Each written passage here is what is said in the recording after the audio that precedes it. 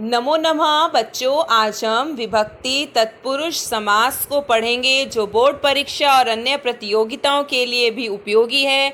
आपने अगर मेरे चैनल को सब्सक्राइब नहीं किया तो आप सब्सक्राइब कर लें, वीडियो को लाइक कर लें और वीडियो को शेयर ज़्यादा से ज़्यादा किया करें।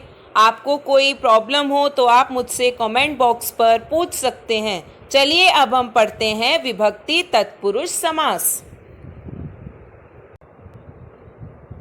तत्पुरुष समासः, जिस समास में उत्तर पद की प्रधानता हो वह तत्पुरुष समास कहलाता है। जैसे राज्ञः पुरुषः, राजपुरुषः। इस समास में राज्ञः पूर्व पद है और पुरुषः उत्तर पद है। इस उदाहरण में पुरुषः शब्द अर्थात उत्तर पद की प्रधानता है, इसलिए इसमें तत्पुरुष समास है। जिस समास में उत्तर पद की प्रधानता होती है वहाँ पर तत्पुरुष समास होता है। तत्पुरुष समास के दो भेद होते हैं, व्यधिकरण तत्पुरुषः और समानाधिकरण तत्पुरुषः। व्यधिकरण तत्पुरुष के अंतर्गत आप विभक्ति तत्पुरुषः, न्यय तत्पुरुषः, उपपद तत्पुरुषः इन तीन समासों को रखते हैं और समानाधिकरण तत्पुरुष के अंतर्गत कर्मधारय और द्विगुः ये समास आते हैं। फर्स्ट है इसमें व्यधिकरण तत्पुरुषः, जो है विभक्ति तत्पुरुषः, जो आपके इस बार के पाठ्यक्रम में है। विभक्ति तत्पुरुष के अंतर्गत विभक्ति का लोप हो जाता है। इसके भेदों का उल्लेख उदाहरण सहित नीचे किया जा रहा है। फर्स्ट है इसमें द्वितीय तत्पुरुष समास। द्वितीय तत्पुरुष समास का चिन्ह होता है को, यानी कि कर्ता ने कर्म को। द्वितीय तत्पुरुष समास से युक्त पदों को द्वितीय तत्पुरुष समास से युक्त पदों का श्रित, अतीत, पतित, गत, अत्यस्त, प्राप्त, आपन्न अर्थों में द्वितीय तत्पुरुष समास होता है। जहाँ पर भी ये अर्थ आते हैं, जहाँ पर भी ये शब्द आते हैं, वहाँ पर आपको द्वितीय विभक्ति का प्रयोग करना है और चिन्ह जहाँ पर को आ जाएगा वहाँ पर द्वितीय विभक्ति का प्रयोग किया जाता है। इसमें एक शब्द और होता है बुभुक्षु, यानी कि भूखा। बुभुक्षु श्रित, अतीत, पतित, गत, अत्यस्त, प्राप्त, आपन्न और बुभुक्षु अर्थों में द्वितीय तत्पुरुष समास होता है। द्वितीय तत्पुरुष से युक्त पद का अर्थ यह है कि इसके विग्रह के पूर्व पद में द्वितीय विभक्ति होती है। उदाहरणार्थ जैसे है यहाँ पर कृष्ण श्रितः, तो यहाँ पर श्रितः शब्द आया तो यहाँ पर कृष्ण में आपकी लग जाएगी द्वितीय विभक्ति कृष्णम। नेक्स्ट है अरण्यम अतीतः। अतीतः शब्द बताया था, इसलिए यहाँ पर आएगी द्वितीय विभक्ति अरण्यम और इसका समस्त पद बन जाएगा संधि करके अरण्यातीतः। फिर है नेक्स्ट है ग्रामम गतः, ग्राम गतः। दुखम आपन्नः, दुखापन्नः, यहाँ संधि हो गई। सुखम प्राप्तः, सुख प्राप्तः। कूपम पतितः, कूप पतितः। मेघान अत्यस्तः, मेघात्यस्तः। यहाँ पर है अब नेक्स्ट तृतीय तत्पुरुष समास। तृतीय तत्पुरुष समास का चिन्ह से के द्वारा होता है। कत प्रत्ययांत शब्द, कत का त शेष बचता है। कत प्रत्ययांत शब्द दत्त, युक्तः, त्रातः, विहीनः, हीनः, छिन्नः, भिन्नः, दृष्टः, ताड़ितः, विरहितः शब्दों के साथ तृतीय विभक्ति लगती है। उदाहरणार्थ सुखयुक्तः, सुखेन युक्तः। देवदत्तः, देवेन दत्तः। बाणहतः, बाणेन हतः।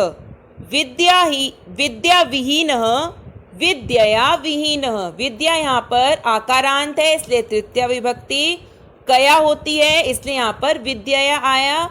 और राम के अकॉर्डिंग रामेण होती है, केन होती है, इसलिए ऊपर आप सुखेन, देवेन और बाणेन ये लगाते चले गए। नख भिन्न नखई भिन्न, यानी कि भिन्न यहाँ कत प्रत्यय आया हुआ है इसलिए, और येनांग विकार जिस अंग में विकार होता है वहां पर भी तृतीय विभक्ति का प्रयोग किया जाता है, इसलिए यहाँ पर नखई भिन्न हुआ। नेक्स्ट है यहाँ पर सीदृशः, समः, पूर्वः, ऊनः शब्दः कलः मिश्रः के साथ तृतीय विभक्ति लगती है। जैसे आप देखिए, मास पूर्वः, मासेन पूर्वः, मात्र सदृशः, मात्रा सदृशः, गुण मिश्रः, गुणेन मिश्रः, वाक् कलः, वाचा कलः। अब यहाँ पर है चतुर्थी तत्पुरुष समास। चतुर्थी तत्पुरुष समास का चिन्ह के लिए होता है। बलिः अर्थः लोभः हितम सुखम रक्षित अटनम शाला काष्ठ शब्दों के साथ चतुर्थी विभक्ति लगती है। जैसे भूत बलिः, भूताय बलिः, भूत के लिए बलि, गौहितम, गौभ्य हितम, पाठशाला, पाठाय शाला, शिक्षाटनम, भिक्षाटनम, भिक्षायै अटनम, गौरक्षितम, गवे रक्षितम। बलिः अर्थः लोभः हितम सुखम रक्षित अटनम शाला काष्ठ शब्दों के साथ चतुर्थी विभक्ति लगती है और के लिए इसका चिन्ह है। पंचमी तत्पुरुष समास। पंचमी तत्पुरुष समास का चिन्ह से अलग होता है। भयम, भीति, भीतः, पतितः, मुक्तः, त्रिस्तः, अपेतः, भ्रष्टः आदि शब्दों के साथ पंचमी विभक्ति लगती है। उदाहरणार्थ, चोर भयम, चौरात भयम, वृक्ष पतितः, वृक्षात पतितः, वृक्ष से गिरा हुआ, संकट मुक्तः, संकटात मुक्तः, सिंह भीति, सिंहात भीति, धर्म भ्रष्टः, धर्मात भ्रष्टः। षष्ठी तत्पुरुष समास। षष्ठी तत्पुरुष समास का चिन्ह का के की होता है। संबंध बताने के लिए अगर बाद वाले शब्द से प्रश्न पूछा जाए तो पूर्व पद की षष्ठी विभक्ति का ज्ञान होता है। साधारण रूप से पतिः, पुत्रः, पुरुषः, अध्यापकः अक से अंत होने वाले शब्दों में आलयः, पात्रम, होता आदि शब्दों के साथ षष्ठी विभक्ति लगती है। उदाहरणार्थ, राजपुरुषः, राज्ञः पुरुषः, संस्कृताध्यापकः, संस्कृतस्य अध्यापकः यानी संस्कृत का अध्यापक। आपको केवल विभक्ति लगाते हुए इन शब्दों को ध्यान में रखना है कि कौन से शब्दों के साथ कौन सी विभक्ति का प्रयोग हो रहा है और चिन्हों का प्रयोग हो रहा है, तो आपको उससे पहले वही विभक्ति लगानी है। देवेशः, देवानां ईशः, राष्ट्रपति, राष्ट्रस्य पति, पितृवचनम, पितुः वचनम यानी पिता के वचन, षष्ठी विभक्ति पितुः वचनम। अब है सप्तमी तत्पुरुष समास। सप्तमी तत्पुरुष समास का चिन्ह में पेपर होता है। अब इसमें कौन से शब्द लगाएंगे आप? इसकी पहचान क्या है कि निपुण, गुण, चतुर, धूर्तः, प्रवीणः, कुशलः, पंडितः, श्रेष्ठः, शुष्कः, सिद्धः, मग्नः, बंधः, पटुः शब्दों के साथ सप्तमी विभक्ति लगती है। उदाहरणार्थ, कार्य निपुणः, कार्ये निपुणः। व्याकरण पटुः, व्याकरणे पटुः। जलमग्नः, जले मग्नः। संस्कृत प्रवीणः, संस्कृते प्रवीणः। कार्यकुशलः, कार्येषु कुशलः यानी कि कार्यों में कुशल। यहाँ पर आपका विभक्ति तत्पुरुष समास समाप्त हो गया है। इस बार बोर्ड की परीक्षा में केवल यही एक विभक्ति तत्पुरुष समास ही है आपके कोर्स में। न्यय तत्पुरुष और उपपद तत्पुरुष आपके कोर्स में नहीं है। कर्मधारय और द्विगु भी आपके कोर्स में नहीं है।